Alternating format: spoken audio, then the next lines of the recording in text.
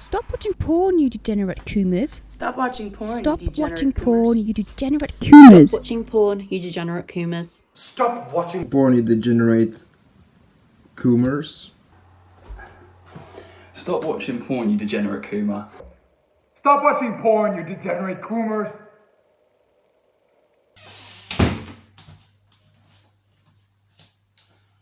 Stop watching porn, you degenerate coomers. Comers. Hi, my name is Forino. Forino. Forino and I shall be reading The Teleology of Pacifism. Implicit in the civilizing process. By Kenneth Brown.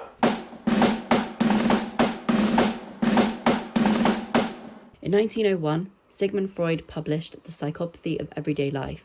In this work, Freud advances the view that an understanding of human sexuality is crucial to human psychology.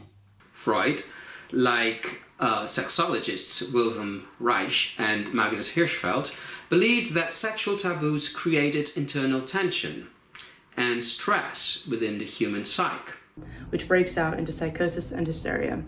Contemporary psychologists frequently deride Freud as non-systematic, unscientific, and speculative. Nonetheless, the Freudian attitude towards sex remains the prism throughout which our society views pornography. Pornography is a release valve by which people, especially young men, release their pent-up sexual frustration. Therefore, pornography acts as a method of social control where violence of young men is mitigated by the Freudian release of pornographic stimulation. In Western politics, the right wing frequently criticizes Islam for the practice of honor killing, where the link between violence and virginity is quite clear.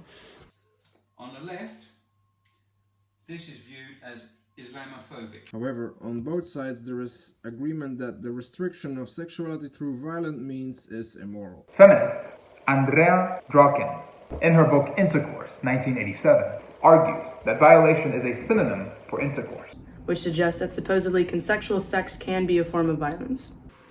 Camille Paglia, in Sexual Personae, 1990, links together sex and violence in the archetype of Dionysus. She refers to the frenzy of the Maenads, an ancient cult of women who would tear apart the bodies of men. To say that sexuality and violence are synonymous, or that they spring from the same energetic life spirit, is shocking, controversial, and even offensive. For example, the LGBTQ+ practice love, and their opponents practice violence. To suggest that sex itself is violent undermines the moral condition of the LGBTQ and calls into question the teleology of pacifism implicit in the civilizing process. However, it may be more palatable to suggest that sexuality and violence share the same psychic space, even if they have different origins. This dynamic has been imagined as a small glass filled with wine, representing violence, and milk, representing sexuality. If the glass is filled with one substance, it dilutes the mixture and overpowers the other substance. In this case, the man who is denied his sexuality is more vulnerable to violent rage, as is popularly imaged in the archetype of the incel. On the other hand, the man who is sexually fulfilled through pornography no longer has the energy for violent action, as he has been exhausted. Freud and earlier sexologists criticized the cult of virginity as a prison to restrict female sexuality. This cannot be entirely wrong, but at the same time it could also be said that the cult of virginity denied men the ability to have sexual release, thus making them more violent. Saint Boniface, in a letter to King Ethelbald, gives us further evidence that the cult of virginity is deeply connected to violence. Boniface writes, in ancient Saxony, if a virgin defiles her father's house by adultery, they force the woman to hang herself by own hand, and so to end her life. And above the pyre on which she has been burnt and cremated, they hang her, the filer. Boniface described the ancient pagan Wends as the most degraded and deprived race of human men.